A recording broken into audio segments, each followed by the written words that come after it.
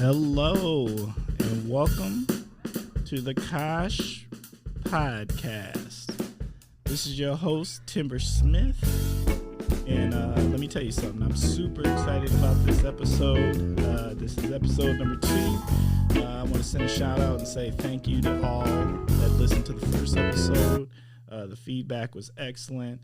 But we are definitely a work in progress and of growth. So we look forward to keep hearing what you all have to say.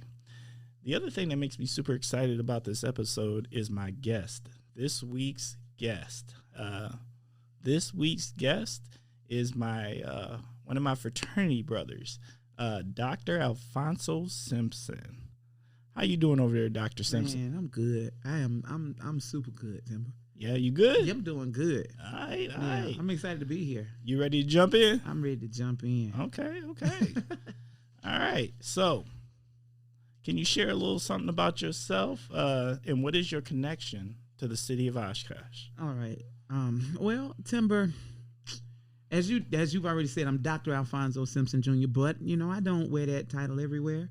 In a sense, I do, because I do prefer that people call me Doc. My students calling me that, a while call me that, back in another life. But it's followed me here, and I am I like it here. I love it in Oshkosh. I've been here since July of 2019. Me and my wife and our daughters, we moved up here. Okay, so you new to the space? Yeah, I'm new to the space. Oshkosh wasn't on the radar, bro. It wasn't. Did you even know the word? I did buy the bibs, because we used to dress the kids in Oshkosh. Wait. You ain't telling me you got some of them bagash overalls. Is that what you hollering? Is that what you saying? The kids had some. Okay. We had them for the kids, but that's it. I did not know that Oshkosh was a real place.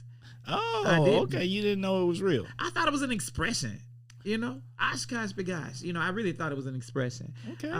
Wisconsin was not on the radar. I had never been to Wisconsin before I came to Oshkosh. Really? Really.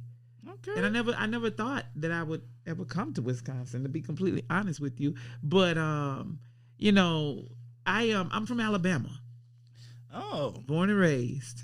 Wait. What part of the South of you gonna have to go a little more in depth on bro, that. The deep South. Low. I'm from, as they say, LA. Lower Alabama. Okay. Low. I mean, when I tell you low Alabama, I am like 15 minutes from the Florida line. Yeah. Okay. I'm from a little place. When you get down so far in the South, you ain't even known by little cities and towns no more. You known by counties. I'm from Covington County, Alabama. Covington County. They don't even holler about the city. Or is it a city? It is. Andalusia, Alabama is where I'm from. Covington County. The thing about Covington County, and this is really funny. We got a couple of little claims to fame. This one is a little morbid, to be honest with you. But just about every casket that's ever been made, or especially the ones that they buy for celebrities, okay. Michael Jackson's, Aretha Franklin's, all of those come from Andalusia, Alabama, in the Covington Casket Company. What? Yeah, they make them right there. And so that's one little thing that and can recognize Covington by. I don't know if that's a hookup I want. Right. I don't know if that's a hookup I want. Right. I hear you, bro. I hear you. And but then also we have Robert Ory. Robert Ory is actually from Andalusia, Alabama. He and I went to high school together. Okay. Yeah, my dad was a PE coach. Wait. You gonna have to go a little deeper, because not everybody is our age. So can you share with us who's Robert Ory? Well, we call him Robert I know who Robert Ory is, but retired NBA player. Played for, now help me out here, for LA. Did he? Yeah. Wait. I'm the wrong man to give you hands on sports stuff. Yeah. I He's Lakers. But he got a ring or two. He got 7 of them. Oh, he got 7 rings. Yeah. Oh. Yep, he was with the Phoenix Suns at one point. He got some Tom Brady. Yeah. As a matter of fact, when Tom Brady just did this last feat in the Super Bowl, Robert Keith, or Robert Ory, we call him Robert Keith. Robert Keith, posted something on Twitter. I think it was Twitter, Instagram, something that was speaking directly to Tom Brady. Said, "Welcome to the club," or whatever. He had his 7 rings. He had his little 7, and I thought that was interesting. But yeah, Robert Keith and I, we grew up together. My sister actually graduated with him. He was 3 years older than I. Okay. But we, Andalusia being, a fourth the size of Oshkosh, we all went to the same church. We went to the same school. Our parents were friends, So for us that think that the Kosh is small. Oh, no. This ain't small. Man, to be honest with you, when I felt bad after a while, because when we first moved here and me and Renee came up and then we brought the kids, they were like, "Oh my God, we got a Target. Oh my God, we got this, we got that. Oh my God, there's more than one grocery store." Because where I was, so I came up here to Wisconsin from Illinois. Mm-hmm. I was a professor at Western Illinois University. I was the chair of the African American Studies department there. Then I became the chair of the Liberal Arts and Sciences program when African American Studies folded into a minor, which housed women's studies and religious studies as well. But I was there 18 years. Whoa, that's a minute. Yeah, our kids were born there. It's real interesting how it works though, because just really, really quickly, from Alabama, I tell people that I'm here in Oshkosh by way of Illinois, by way of Wyoming, by way of Missouri, by way of Alabama. You understand what I'm saying? I thought I was following, but I ain't gonna lie, I got lost. Okay, so look, I came to Wisconsin from Illinois. I moved to Illinois from Wyoming. That's where I met my wife, Renee. Okay. Renee's from Denver, Colorado. She was a student at UW. I was gonna say UWO. She was a student at UWYO, University of Wyoming, and as I met her there. But before Wyoming, that's where I got my PhD. I got my master's at Mizzou in Columbia, Missouri, and my bachelor's there in Alabama. Okay. So Alabama to Missouri to Wyoming to Illinois to Wisconsin. That's a trip. You know what's funny though when I think about it though? I tell people all the time I've been in school since I started school. Most look, I'm gonna keep it 100 with you. Yeah, since I've worked in academia for a minute now, people that have PhDs, they done been there from the jump. Yeah. You done went to school, you get that bachelor's, and then you decide, I like this. I'm just gonna hang out here for a minute. Yeah. And so I feel like that's how PhD works. Yeah, it does in a sense. I mean, I was a little hard-headed because, I was wow. To be honest with you, in my undergraduate, and my mindset was to just go back home and teach. I was going to be a band director, at my high school in Andalusia. Okay. And there's a fraternity brother of ours, who basically said, "No, you got something. You don't know what you got, but you coming to Mizzou," because he had gone to the University of Missouri, Columbia, and said, and was a part of something called the campus visitation program, which I think would be phenomenal if we had it here at UWO. But at any rate, it was a group of black fellows, graduate students who were handpicked by the provost to go back out to the HBCUs to recruit other black students to come to, Mizzou. Okay. And so he came back to Alabama State. That's where I was. And he said, "You got something. You just don't know what you got. You come to Missouri." Me being who I am, I was like, "No, I'm not. I'm going home. I'm going to be." He said, he said some other words. "You going to Missouri."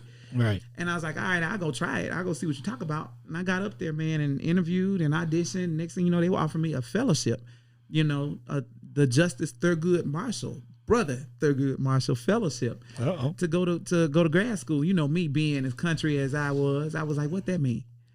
Bruh. I had no idea. Bruh, I didn't know what that was. Like, what is a fellowship, Yep. And I'm like, and they were like, "Hey, man, they gonna pay for you to go to school. They want you to be there and they want to pay you to be there." I was like, "Oh, okay, I can do that." Okay.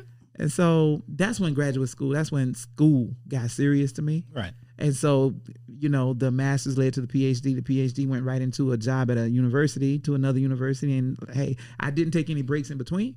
Right. So I still was like I said, since I started in kindergarten all the way to now, I don't know what it's like to not have a spring break. I don't know what it's like to not have Christmas vacation, Thanksgiving break. You take that from me, I'm going to lose my mind because I've had it for 48 years. Look, you is not made for the private sector. Not at there. all. Not at all, bro. And so I think that's really interesting. And another thing that as I sat and had time to think about it, and this is probably too much thinking, but everything I've been involved in, every school, starting with college, has had a concurrent run of gold. Even the frat. It's all had gold in it. Black and gold. Black and gold, black and gold, brown and gold, purple and gold. Here we go, black and gold again. Look, I'm gonna throw this out there just so our listeners understand that me and you are part of the illustrious Alpha Phi Alpha Fraternity Incorporated, and right. our colors are black and old gold. That's right. And what I loved about it is that the colors of UW Oshkosh is black and gold. So I mean, there's love in there. I'm telling you, that gold is everything, man. It was that way at Wyoming. It was brown and gold. At Western, it was purple and gold. Mizzou, it was black and gold. Alabama State was black and gold. You know, so that gold is concurrent. It means something. Well, that, you know what? It sounds like you've got navigation for your life. It sounds like you should be places that own them colors. That's right. Golden. All right. Yeah, my life is golden, bro. That's how I see it. That's how I feel. You know, really tying it into Oshkosh, you know, I love it here, man. And my life, I feel like, to be honest with you, I am in a golden place in my life. You know, some people, like you kind of just mentioned a while back and said, you know, people think Oshkosh is small. You know, there's this African proverb that says it takes a stranger to a village to appreciate the beauty, you know? And so here I am appreciating it, man. I love it here. Let me go on and give that what it deserves. You know what I'm saying? That's true. Yeah. I appreciate it here. That's how I've ended up living here for 25 years plus. So, all right, you ready to move on into Let's roll. Okay. Okay. So the first segment of the Kosh is called "What in the World is Going On With?" All right. So that's where you get an opportunity to tell us. You finished that statement there. What in the world is going on with the government?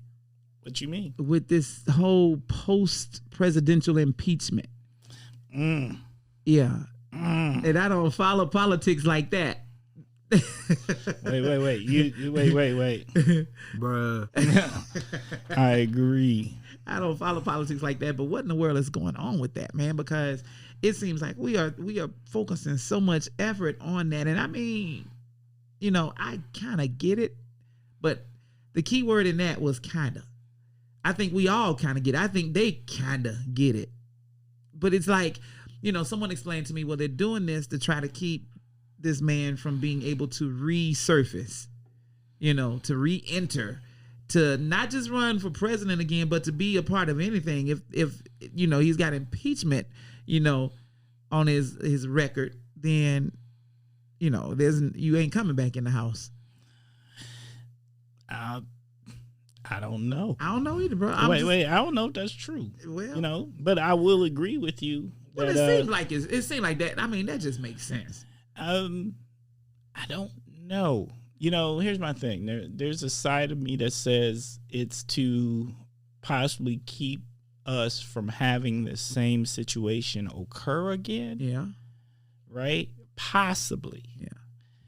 There's a part of me that also says, is this about the fact that we should enforce ethical, and I don't want to make it political, but if there is a situation where people break laws, I'm a fairness guy, right? I'm all about fairness. Mm-hmm. So what I don't want to see is I don't want to see a situation where someone gets away with something that someone else couldn't get away with too. So look, this isn't about whether we enforce or not. Right. It's about, to me, whether we enforce the same thing across the board. So when I say that, what I mean is, if this political person gets away with it, that should mean that someone should be able to say that the person before them or after them should be able to get away with it too. Right. And I can't say that would happen, because if that political person gets away with it right now, you can't convince me that the political person prior could have got away with the same thing. Oh man, here we go. You know, I'm just throwing that out there, because Hey. I'm a creature of fairness. This is not about conservatism Right. or liberal or anything like this. This is about consistency of America. You either treat everybody the same way, or you let everybody get away with it. Right. Well, I mean, I understand that, and it makes sense. I mean, when you put it in that context, it makes sense, which goes along with the analogy that I have, and this is how I understand it. It's like, okay, if you get if you foul out of a game, you are not getting back in that game because Facts. you fouled out. You see? Bruh. And so, yeah. And so that's how I see it. So it's like, okay, so what they're doing now with this post impeachment stuff is kind of like saying, okay, look, this man fouled out of the game. The game is over, but we need to make sure that if we play this game again, he's not going to be able to play because he fouled out in such a horrible way. You know, I don't know. I think that's an excellent analogy. I mean, you know, the one thing I think is everybody relates to sports. Yeah. Right. You know, Right. you know, even if you don't play the game, if you don't play sports, Yeah. we all have some greater understanding You do. of sports. Look, we understand what sports are. We either watch them or play them or something. Right. So I think that's a great analogy. Look, people do wrong things in a game. Yeah, they do. And then they get suspended. That's right. Some people, you know, you get kicked out of one game, two games, a whole year or more. Hey, you do something bad enough, you getting put out the league. Period. And I do think that is maybe the way that this should be looked at in some occurrence. I agree. Now, I have, you know, I'm not gonna lie, I'm a political animal. I watch so much politics. I hate to admit it. Yeah. Because you know what I want to be? On my A game. Yeah. Because you know, I have individuals that want to have those conversations with me, and what I never want to do is I never want to be caught flat-footed or off guard, and I don't want to come across as somebody who's not a loving part of our citizenry. Yeah. That's so funny that you say that. My dad was just telling me that this morning. I was talking to him, you know, shout outs to my dad, my mom, my folks in Alabama. Though they're battling COVID right now, both of them have it. No, Yeah, no, man. don't bless us with that. They got it, but man, I'm just telling you. I was talking to him this morning, and I was telling him, you know, about, you know, some of the things that I've done and that we're doing, and I was telling him about this that was coming up, and he said exactly what you said. Stay on your A game. You know, I was like, you're right. I try to stay consistent with it. You know what's going on around you. I said, this is Oshkosh, you know? Yeah. And I said, this brother that I'm getting ready to talk to is in the know.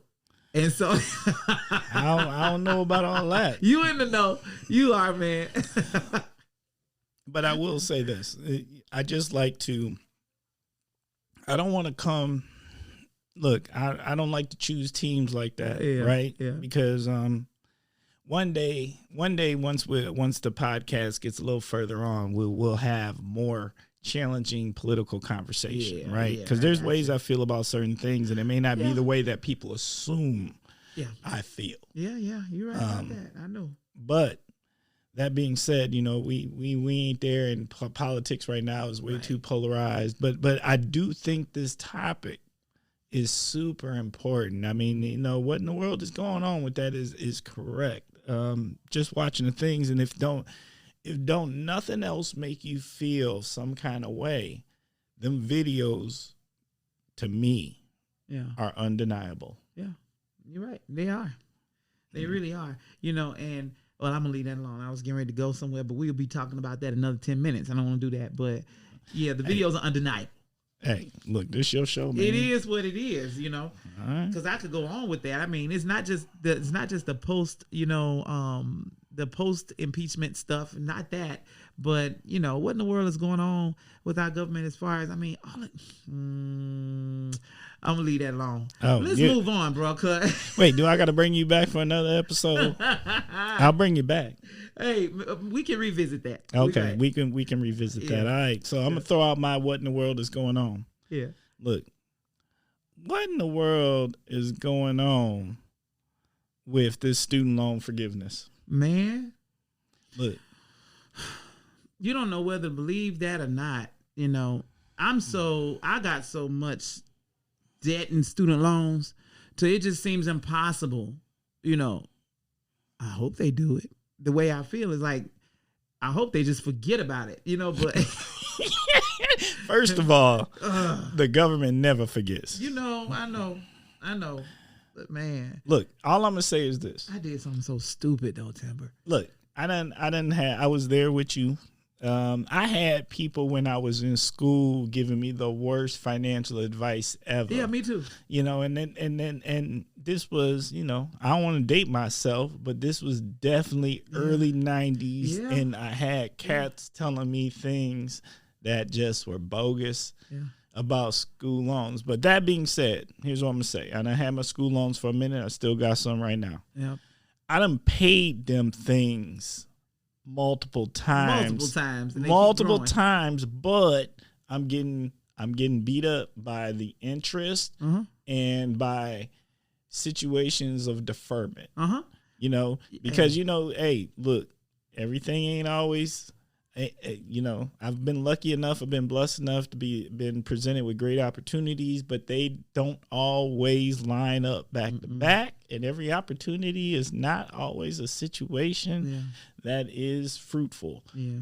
So, and get into this student loan thing, and you run into what they say. At one point, I felt like I was just being, taunted. I was getting calls from different companies, and they were promising this and they would promise this, and then there was one saying, well, we can get your payments lowered to this, and now since you're an educator, it can be this, and after you pay consistently for this many years, we'll forgive this much.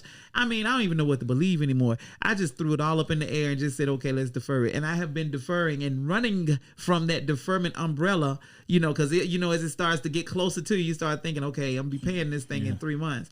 I'm paying it 2 months. After a month, I'm looking for, okay, how else can I blow this back up in the air? And I've been doing that for so long. And the thing is, I was okay. I was a scholarshiped student in my undergraduate, and I was scholarshiped in my, fellowshipped in my master's program. But bro, the thing that happened with me is that money, I had the wrong financial advice as well. I was looking at this like, this is free money, and I know it wasn't free, but I would go and get it. And I had an issue of trying to keep up with the Joneses. Bruh. I did, man. I did. I was like, okay, well, I want a new truck, and I'm going to date myself by saying this. I wanted, at that time, I was driving this little Ford Escort, and I was crazy, man, because, the Ford Escort was paid for. Mama and daddy still was paying the insurance on that thing. I was, in grad school, and I was young because, I went straight through, and I was like, I want a Honda Passport. And my mom and dad was like, well, you're going to pay the insurance. You're going to pay that bill if you do it. You crazy to give up this car that's already paid for and it's running just fine. I want the passport. So I went, took out the loan, got the passport, went and bought some other things, went and got me a DVD player. I know that sounds so antiquated, but I did. I mean, you're students. When you're a student, you have to have in it. your judgment. Man. You don't know nothing but what you know. I went and got this big old huge desktop computer, this Apple computer and all this kind of stuff, and LaserJet printer. I was living the life, man. I was in the lap of luxury. And so I thought. And then all that stuff came back around. And, and when I tell you I did something so crazy, it was, now we're in 1997, 98, 99. Man, I was in that small crowd that was believing, oh, all these computers going to reset in 2000. Oh, you didn't? No. Listen, please. Wait. Bruh. No, don't tell me. Put You the siren on me on that one, bro. Wait. You might. I'm telling you, you're right, man. I honestly believed that, oh man, all this stuff, they don't know what they doing. That these computers gonna reset in 2000, man. 2000 came, and it kept coming. It went. And everything was still there. And it was like, Mr. Simpson, you have this debt that you owe. You didn't think it was going to disappear? I thought it was going to disappear, bro. No, I mean, I don't know. And you were saying, like, come on, Dr. Simpson. You were smarter than that. Wait. I ain't going to say, look, this is not a judgment of intelligence. This is just about the fact that the government will never lose that. Somewhere there's a carbon copy of what you owe. Bro, let me tell you, it was a whole bunch of us at one point. We were out there in Wyoming, man. We was believing that, hey, all this is gonna reset. Nobody ever been into a new millennium, and so this is gonna happen. Whatever, bro. It kept going, and so at that point, I was like, okay, I'm in for this thing, and shoot, it's grown so much. Yeah. It has grown so much, I don't even want to get into how much it is, but what's up with the student loans? They there. Hey, look, I'm going to tell you like this. I made a very conscious decision within the past several years that I had given up all hope on something happening. Yeah. And I was going to be part of that thing where you work in a public institution teaching kind of thing, or if you volunteered and under like AmeriCorps or kind of thing, and you put in your 10 years of payments and blah blah blah, and then they forgive the rest of that loan. Let me tell you, when I realized that they was not really doing that, I decided that I was going to go a different route, and I was just going to go on and find it, refi, and put it under a certain percentage, and I'm getting this thing done. But it's crazy. I'm going to wrap it up here. Look, it's just crazy how that happens, because during the time that I've had my school loans, I know I've paid for it at least once, if not multiple times over. Just period. But the interest is Usain Bolt.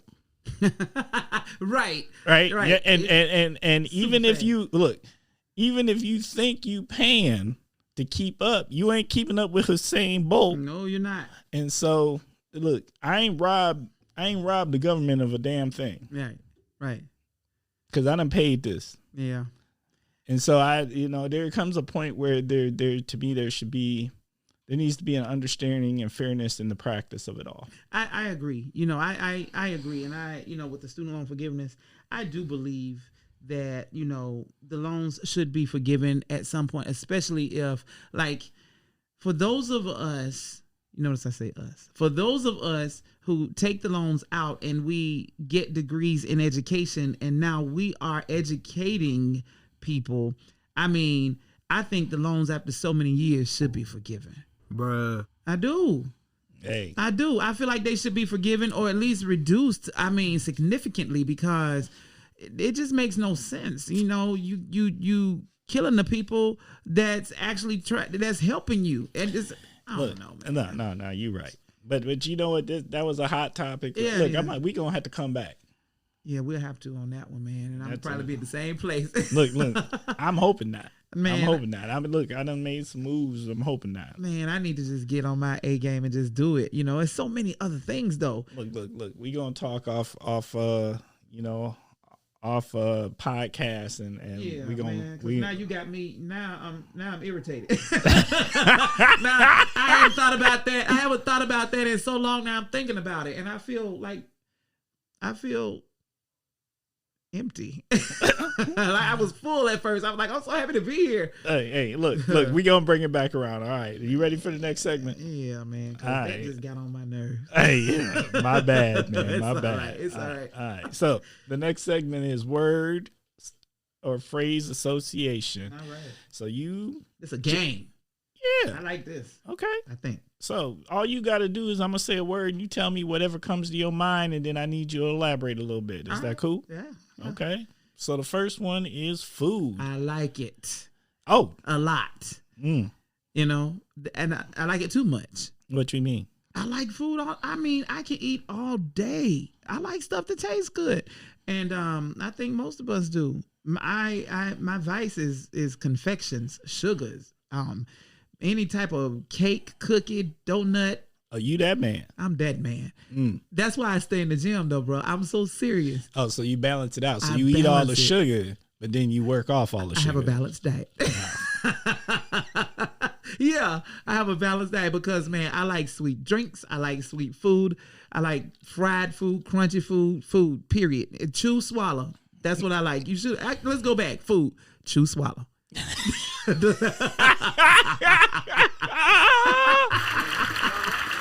love it. That's a fact. Look. It is a fact. All right. You ready for the next one? Yeah. All right. Cocktail or beer? Cocktail. Okay, what you like? Well, I really don't drink now, Okay. but when I did, All right. this is a hot topic, all right? And hot, I like that. I like the acronym, honest, open, and transparent. And so that's what I'm going to be. Man, when I was in college, it was always what they called a Cape Cod. I ain't never heard of that. You ain't never heard no Cape Cod. No. You have never heard of a Cape Cod? Look, first of all, I'm from the Kosh. Yeah. Look, I claim the Kosh because I done lived here longer than I lived where I'm originally born from. Yeah. But I'm from the Kosh, and the Kosh, I don't know if we know nothing about no Cape Cod. Man, so you're going to have to share. Cranberry juice. Oh, that's what they call a Cape Cod? Yeah. Bruh, I used to drink that. Yeah. That's tasty. It is tasty. And that's the one. It was between that and the screwdriver. The orange juice, gin and orange juice. Oh, look. That was Look, but you have to be able to make that right. But the Cape Cod, I mean, that was always just right. I feel you. Gin and juice, though, that takes me back to Snoop days. Yeah, it do. But you know what, though? To be honest with you, where I was in my undergraduate career, I just pledged, was in the frat, doing stuff, man. It's crazy because in Alabama, see, this is gonna date me. But I was in college when Cisco was a thing. Ooh, wait. Did you just bring up the thong song on the slide? Did you just do that on the Kosh? I was talking about the drink, bro. No, wait. Wait, there was a drink. Oh, the drink called Cisco that everybody claimed had crack in it. Okay, my bad. My bad. Right. So I'm talking about that. Okay. But then outside of that, it was the brick of Mad Dog. Oh, yeah. Wait. That brick. Oh. You get you a brick of Mad Dog. See, yeah. Now you pushing, looking at me like I'm a wino, right? Because that's wine. Wait.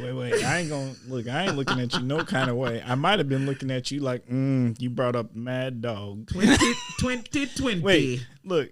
There was memes out there about that. The fact that Mad Dog had 2020 behind it. There's a reason why, because it was all wrong. Oh yeah, you better believe it. Man, Kiwi Mad Dog. Me and the bruhs can go rounds and rounds talking about them bricks of Mad Dog. They used to just be thrown back there in the back seat.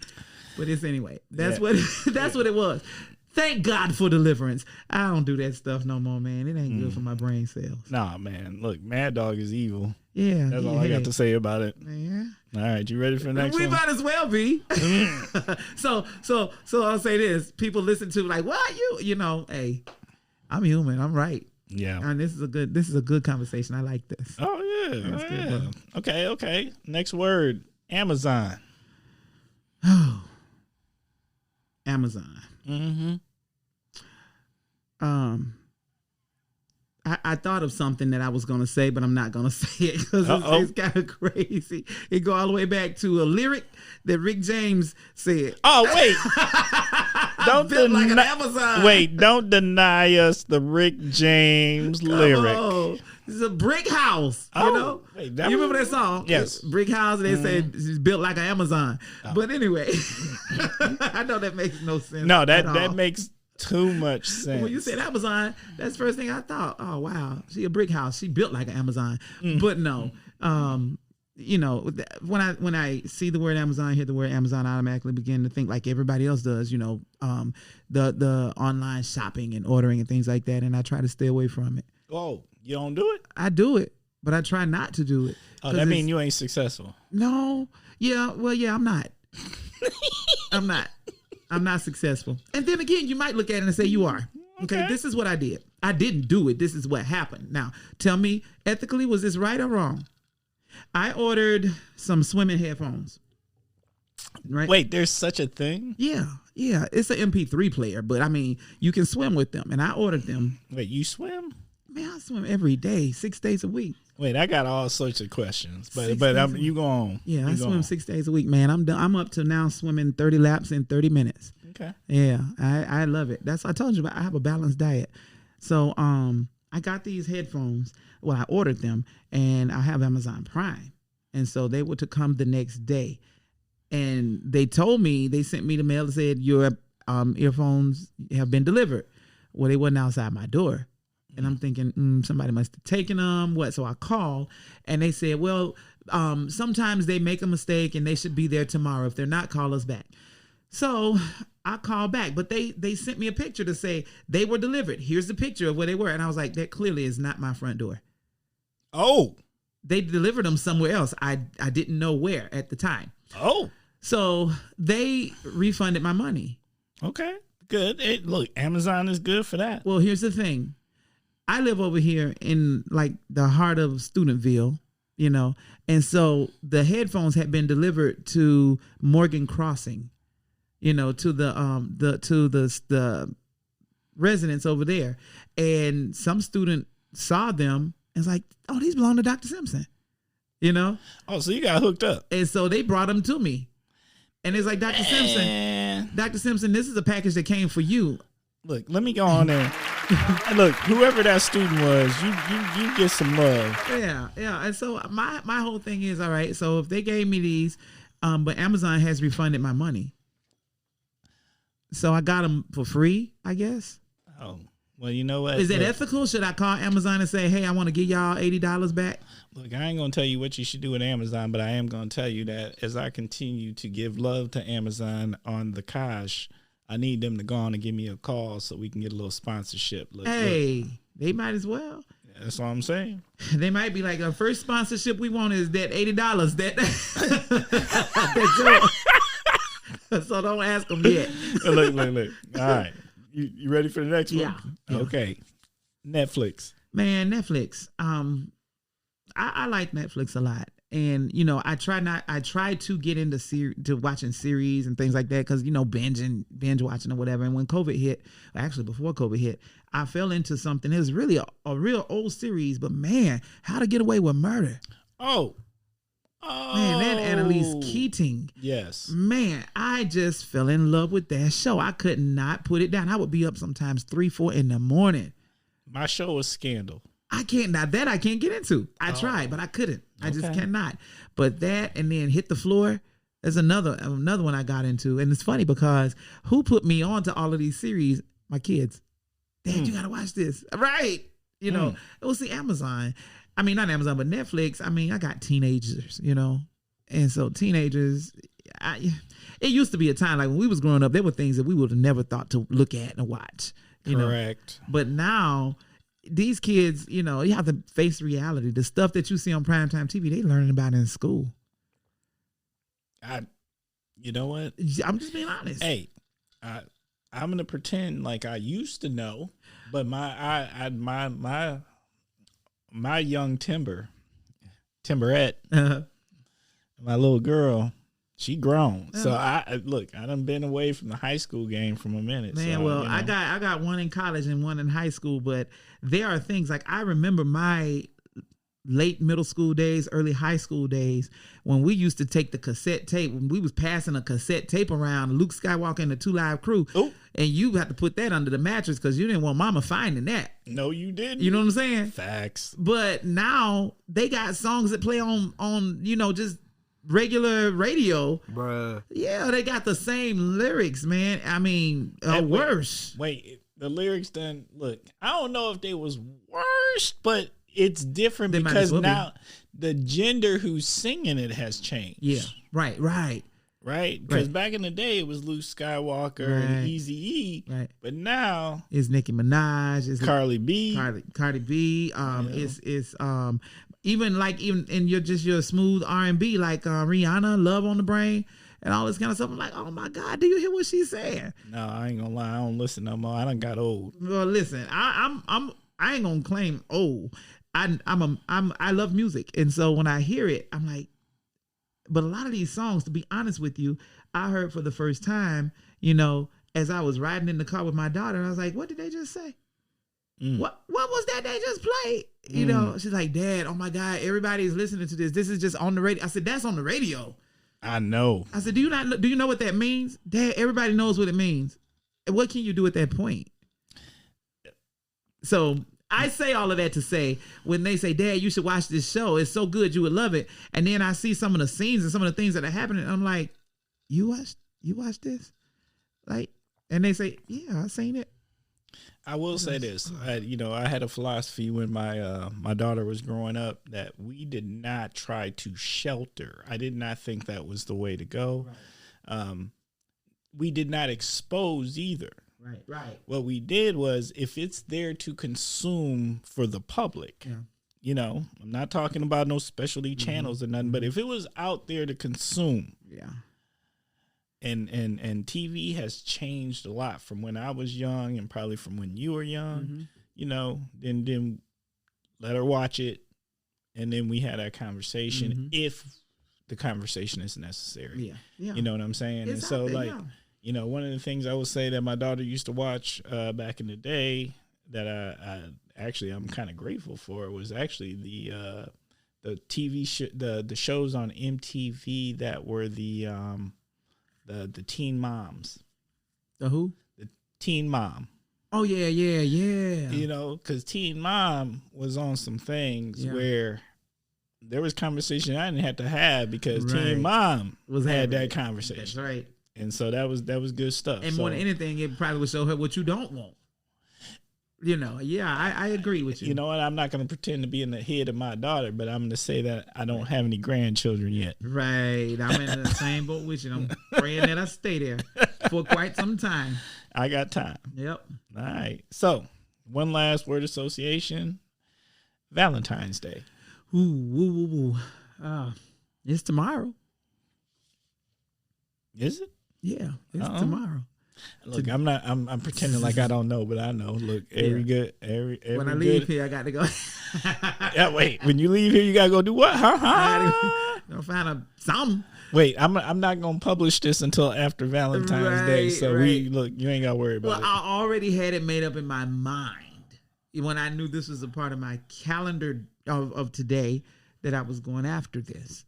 Because a part of it for me and Renee still, it's funny because we still like to add the element of surprise. But don't even mention it. I haven't mentioned Valentine's Day, and neither has she. I know that she's going to, do something. She's going to buy something. She's going to, And so, yeah.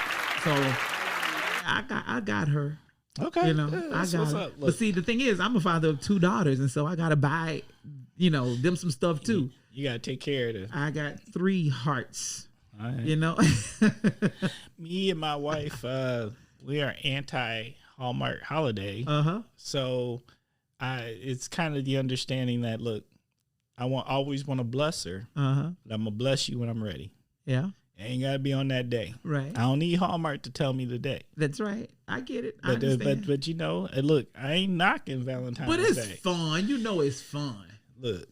I ain't for Hallmark holidays either, but I mean, I like stuff. Look, I like candy. I like a card. Well, no. As far as cards are concerned, now the way I feel about that, I ain't finna go spend no $5.99 for a piece of paper that you're gonna read once and throw in the garbage.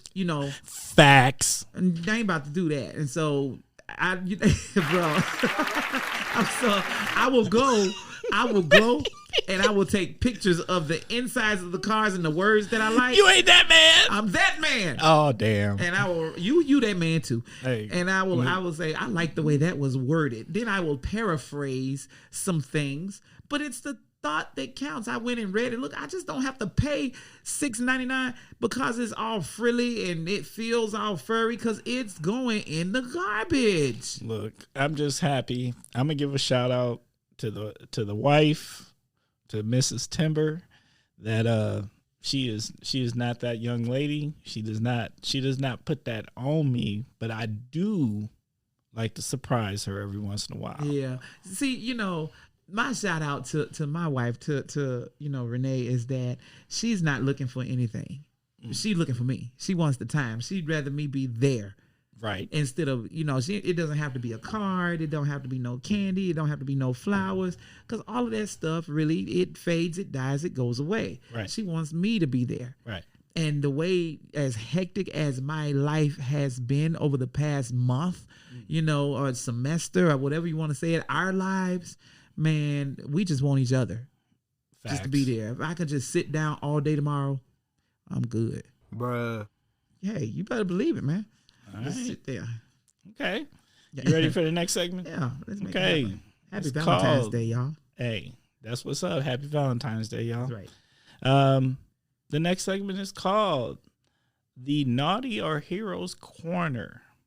Where would you like to take that? Who would you like to nominate? I'm going to go with the Heroes Corner, Okay. and I'm going to nominate my wife. Oh, yeah, I'm going to nominate her for the Heroes Corner. I'm going to tell you why. What? Because she doing the doggone thing, bro. I mean, Oshkosh has, for me, she says it all the time. And Brother Sean, he always picks, the king of Oshkosh. I don't see it that way. But I have found a very lush place here in Oshkosh. You know what I mean? Hey, you ain't got to tell me. I I done been here since the 90s. Yeah, I like it here, and I like the people that I've met here, and I like the things. And when I say she doing the doggone thing, it has not necessarily met her in that way. They know who she is, and I think it's all a personality thing. I don't meet strangers. I don't meet a stranger. I act like I've been knowing you for years if we just first meet. So my wife is the health teacher at Oshkosh North High School. And, Renee's background is not in health education. Renee's background is not in education. But she has enough know-how and knows how to put herself forward so well. She got that job and she is killing it. And so that's my hero, because anybody who can get in and see, I honestly believe that my wife can do any job that is put before her, because she has the ability to learn it and do it well. She's never ever got in something and didn't do it well, because them kids love her over there. Look, I'm gonna be honest with you, man. I done had the opportunity to sit on a committee or two. Yeah. And she do it. Yeah. She do it. Yeah. And so I'm proud of her, man. Kudos. Yeah, that's who belong in my heroes corner. I love it. Love it. All right. So now this is where, look, we done chopped it up for a minute. Yeah. But you know what? I done got hungry again. Okay, so But you know what? This is where, look, that was all the prerequisites. We ain't even got to the main topic, but we here now. So to the Kosh's audience, this is where the guest always gets to pick what the topic of the week is. So, Dr. Simpson, what's your topic of the week? Man, it's the topic of the month, the topic of the year for me. Black history. Oh, look. Black history. We call it Black History Month, but for me and who I am, it's Black History Life. Not even Black History Year. It's always Black History for me. And so to stay in the confines of the discussion, the topic of the week is Black History Month. It has been amazing. Okay. Black History Month for 2021. It's followed Black History Month here in Oshkosh for I keep saying fall, but for spring 2020.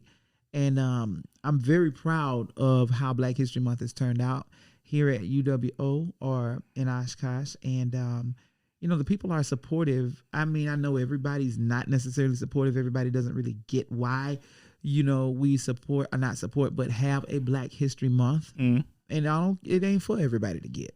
Bruh. It's just not for everybody to get, but the relevance of it, how it is centered, how it centers us as not only Black people, but as Black men and Black women and Black children and, Black professors and Black teachers and Black lawyers and doctors, anything that you can put Black in front of, I mean, it's relevant, and we are able to be centered in this. It's kind of like Alain Locke said, and as he spoke about the Harlem Renaissance, you can take the poet and the peasant, you can take the preacher and the teacher, you can take the thief and the robber, you can take the doctor, you can just take all of, but the greatest strength among all of those different people and all coming from all of those walks of life is that they find each other.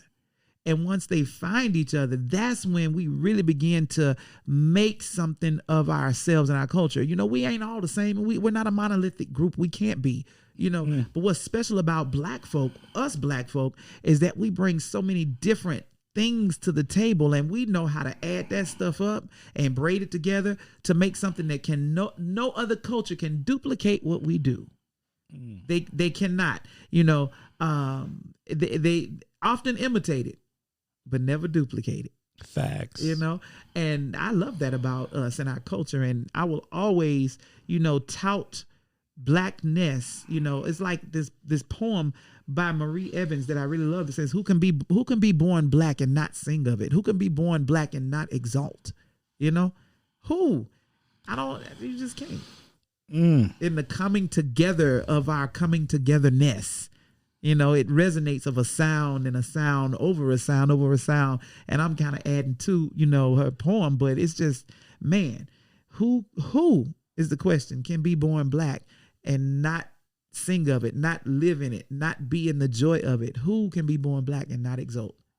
And that's what I think about Black History Month. My chest is like just out so far because I'm so proud of, the fact that, again, we're doing the thing. We are.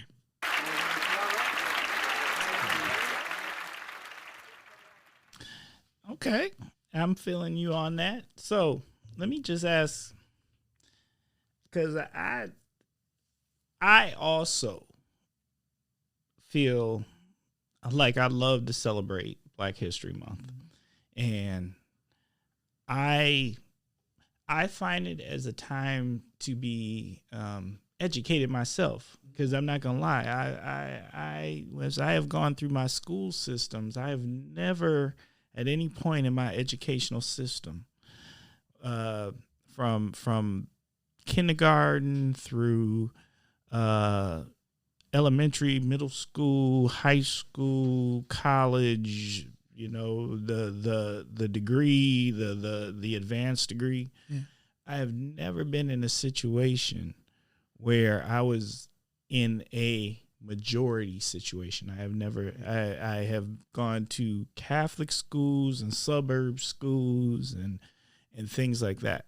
And I'm not saying that's a bad thing. Right. I've been blessed with an amazing education. My parents blessed me with amazing opportunities. Mm-hmm. Others have blessed me with the knowledge on how to maneuver through those. But that being said, what Black people did was never a focus in any of those institutions. Right. So as much as I have been educated, and I like to think that I'm an educated gentleman,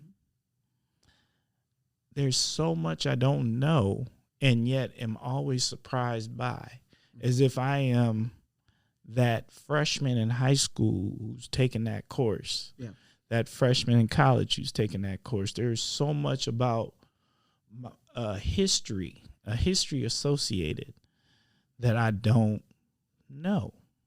Yeah, and it's so funny that you say that, because there's so much that I don't know, and the history of the United States is Black history, and wait, say that again. The history of the United States is Black history, or African American history. Facts. And it's so many things that, it's enough history out there that we could start as freshmen and go through semester by semester, taking 12 hours of African American history per semester. And when we graduate as seniors, we still will not have it all.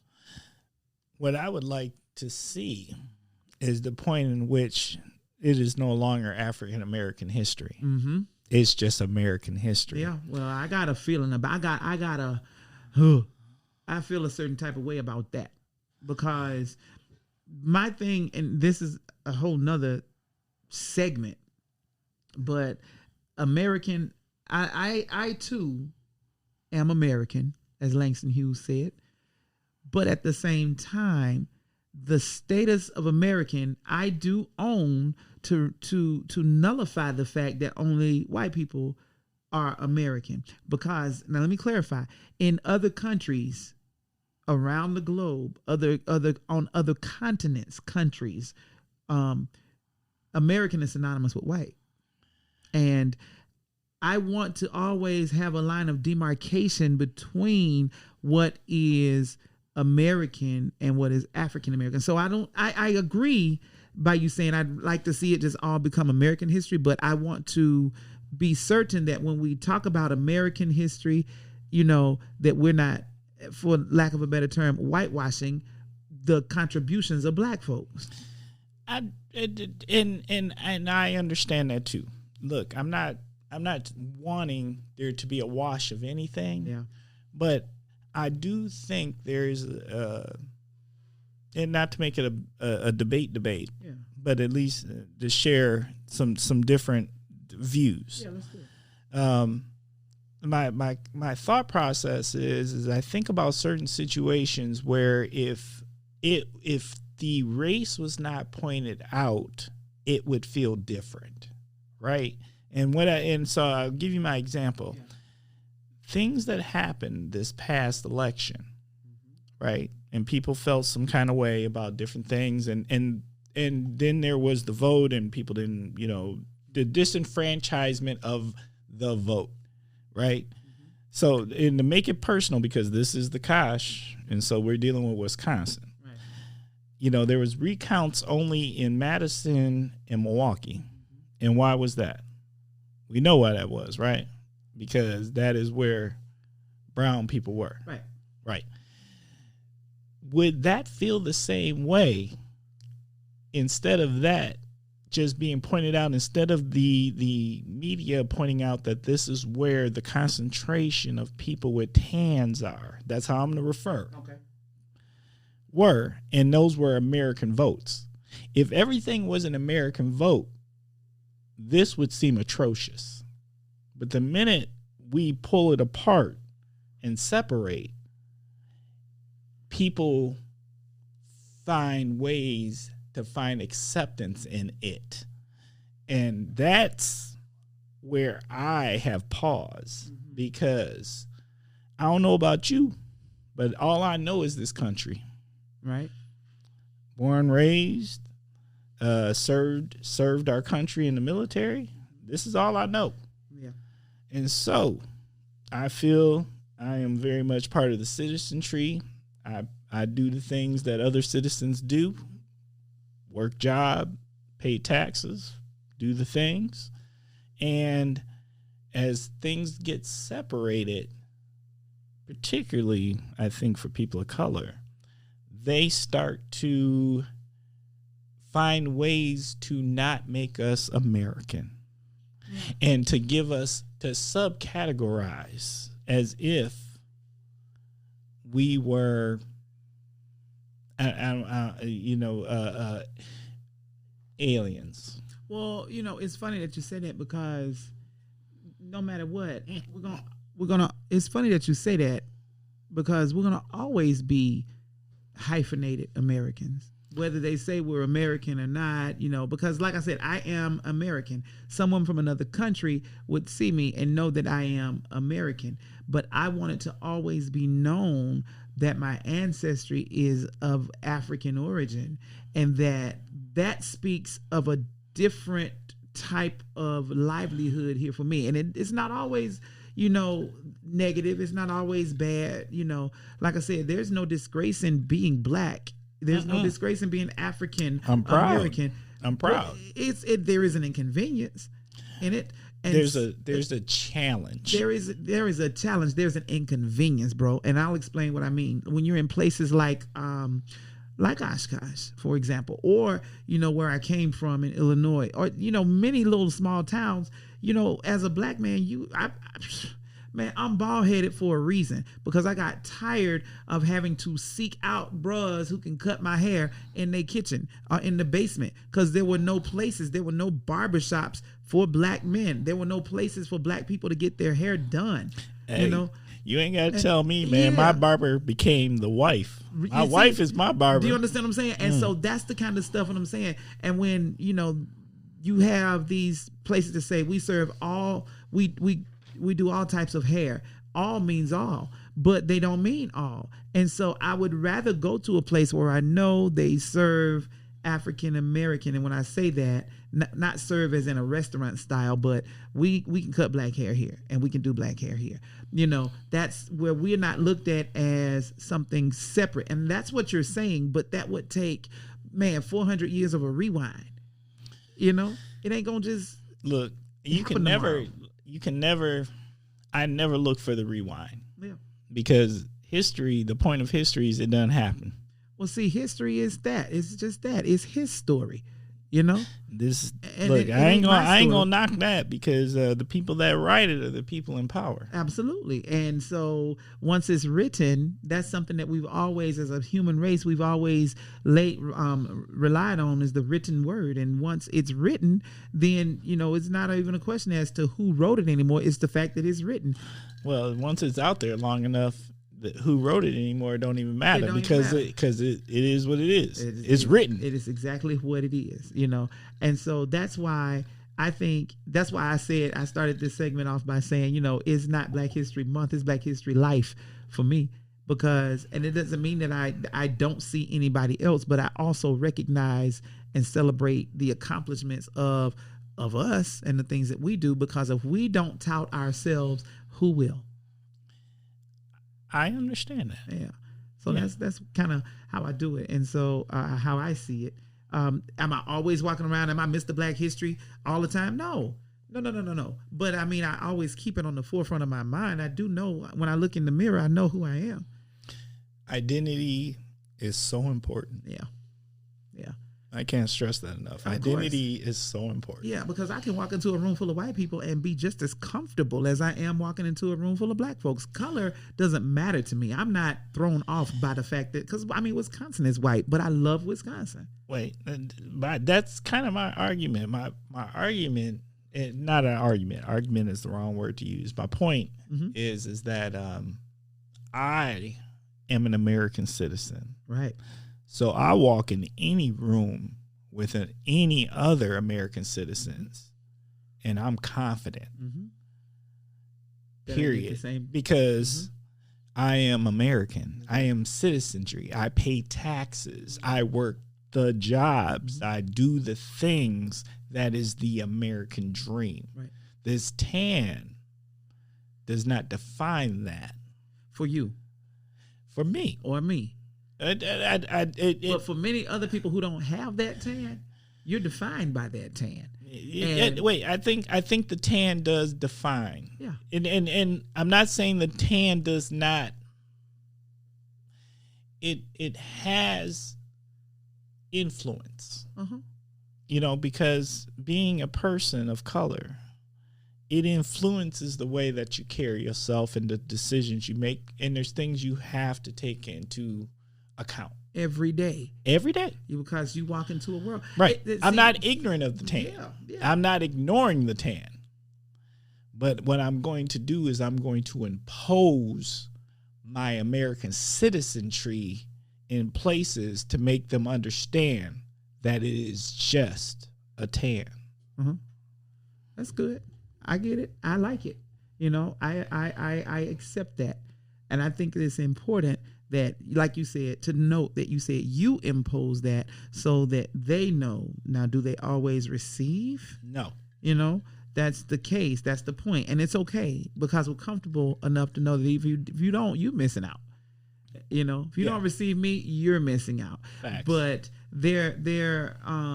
it's the fact of the matter is, when we really get into splitting hairs and jeans as to, the gradient of this tan, and who is the tannest, and if you tan, are you tannity tan, blackity black, those are the types of things that's where that's where the rubber meets the road. But outside of that, with Black history and being Black in America, I mean, it has its place, and I believe in just making sure that we center Blackness in everything we as Black people do. Am I saying that we forget that we're American and we don't welcome white people into the story? No, that's not what I'm saying at all. Because our white brothers and sisters have just as much to bring to the table, as we do. And so Bruh. I just think it's interesting. I think it's really cool that we're able to do that. I just feel like we don't want to lose our identity in trying to appease people who don't look like us. I would agree with that. And I would even challenge that to say that identity will never be allowed to be forgotten. Right. So it's the understanding that through the lens, we will always be viewed in such a way that the tan will always be brought into the greater judgment of the individual. Right? Agreed. Yeah. And let me say this about Black History Month. As I'm thinking about it. Black History Month is a celebration. We always say this is a Black History Month celebration. Right. It's not always about pointing out the things that others did to us that was so horrible and so wrong. And a lot of people run from Black History Month or don't like it because they think, well, you're getting ready to slap my hand again. You're getting ready to tell me how bad, white people were to Black people. You're going to tell me how bad, the country was, and, you still think that way. And that's not what Black history is. It is about celebrating the accomplishments of all people and how we have really become, just those people who have contributed so much to this society as well. So we're talking about the inventors and the doctors and the teachers and, all of those politicians who've done some amazing things for this country. So that's what Black history really is about. Our Black History Month is about celebrating the accomplishments and the things that we too bring to the table. I agree with that. And so my part about that is that and then we're going to let it go. Yeah. I'm sad that I don't know more. Yeah. Because identity in the American experience is so important. And the fact that I don't know more about fellow people of color and the accomplishments and how they helped build this country and the things that they contributed to this country, and that it's not woven into the fabric of our history books and what our children are taught. It drives me absolutely insane because that is what gives you your pride. Absolutely. That is what gives you your identity, and I can tell you now that there's only so much you can learn about Martin Luther King. Right. And that is the only. That's it. Martin Luther King, and you might, and for those educators who thought they were for a little bit ahead or a little bit ahead of the game and about it, then you might have learned about Malcolm X. Right. But I needed, or Rosa Parks, I needed to learn about those other individuals, those individuals that did other things, the inventors. I needed to know about the inventors and what they created, because then that tells me, guess what? I create that too. Yeah, let me say this real quick. So as you talk about those inventors and those inventions and things, Black History Month is a time that really, how can I say this? Look, you just gotta have to say it. When we look at the inventors, Black History Month is a time that reminds a lot of people that the education that they got was lackluster. And so Black History Month is not about learning, it's about unlearning. Bruh. It's about unlearning. And so it's kind of like I'm going to this Black History Month celebration or this Black History Month event to unlearn. And unlearning is so much harder than learning. And that's why it frustrates a lot of people, because they are pulled out of their comfort zone and pushed into some real unfamiliar territory where they've got to unlearn years of learning. Like I share with my students right from the jump on the very first day. When I talk about it, I ask the question about this story. I give them this little story about this little boy named Theo who asked his mama, what would the world be like if there were no black people? And she goes through telling him about it. And as they're going throughout their day, there's so many things that aren't there, like the brush, the comb, the ironing board, the iron, the washing machine, the lawnmower, the refrigerator, the heating furnace, anything just about that we use in this society today, the filament for the light bulb, anything that we use in this society today, we take a lot of this stuff for granted. Anything that makes our lives easier, black folk invented. Why? Because they were slave people or people who worked on plantations who invented these things to help them in their work. But why are they not given credit? Because their slave masters took those things and the patent was given to the owner of the slave, the owner. So if I were your slave and I invented this mouse right here, you could go with me and we can present this thing and the patent is going to be written and assigned to you. And you go down in history as you're the man who invented that. But I did it. And I don't have a voice to say that I did it. That's what we're learning. Well, yes, but we're going to give the credit of the mouse to Bill Gates, I believe. I think my man Bill Gates made that happen. His name was on it, but he wasn't that either. It wasn't him. Because, we can go back to gaming systems and things like that. It was a black man who invented the first game cartridge. And all that kind of stuff. We're at the root of so many things that we have, black folk.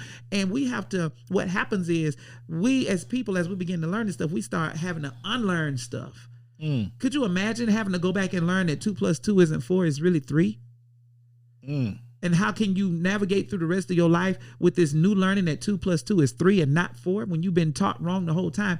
That's what that's like. And people don't want to get pushed to that level when it comes to learning black history. No. Look, we ain't ready. We ain't ready. That's why we do it just once a month, once a year, because if we was to do it 6 months out of the year, man. Woo. Facts. Yeah. All right. Good stuff, man. I appreciate you. Hey, I would like to thank you for taking some time and giving us this blessing on the Kosh. On the Kosh. All right. Chop it up on the Kosh. All right. So, once again, we about to wrap this up. All right. We went hard. Me and Dr. Simpson went real hard here. It's good. All right. And so, first of all, I'd like to say out there, if you have any questions or if you would like to be a guest on the Kosh, please feel free to email askthekosh@gmail.com. Once again, that is askthekosh@gmail.com. We are always looking for individuals to spotlight here on the Kosh, and come in here and let's have a conversation and share what you got to share. All right. Did you enjoy this? There, Dr. Simpson? Did I? Yeah. I love to talk, so of course I enjoyed it. It's always a good time sitting with you, brother. It is. All right. Because you're gonna keep it real. We're just gonna talk like it is be. Yeah. With your authentic self. The only thing that I ask is, as a guest on the Kosh, is come in here and be authentic. Be authentic, right? Yeah, right. Right. We ain't authenticity is not conflictual. That's right. Authenticity is the spice of life. Facts.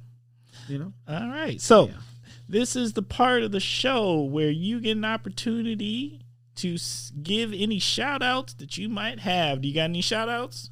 I don't know. What?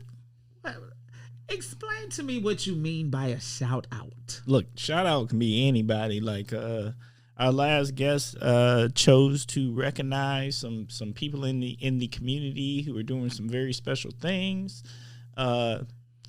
There, you could shout out the family, you could shout out the friends, you can shout out. Look, it's a shout out, or if you are doing something right now that you need, that this audience, the Kosh, right? Because we got an audience, right? All right. If you need the audience to know what's going on out there in Dr. Simpson's world and what you might have coming up on the horizon, yes, sir. This here, I'm giving you, look, people pay big money for this kind of spot. This the platform. Okay. This the platform. All right. Well, I guess I call it a promotion Uh-huh. instead of a shout out, but it can be a shout out. So I'd couch it in this. I'd like to shout out my students at UWO who are daring, and I say loosely daring, to participate in something that we've never really had here. And I say never really had because it's not been done the way that I'm doing it.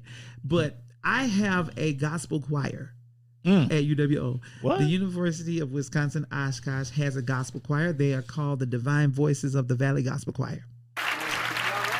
And these kids get together. We've only rehearsed. We got together. We started the organization in the fall of 2019, and it was the spring of fall of 2019. And in the spring of 2019, in February, Black History Month, we gave a concert. And out of that concert, we won New Student Organization of the Year.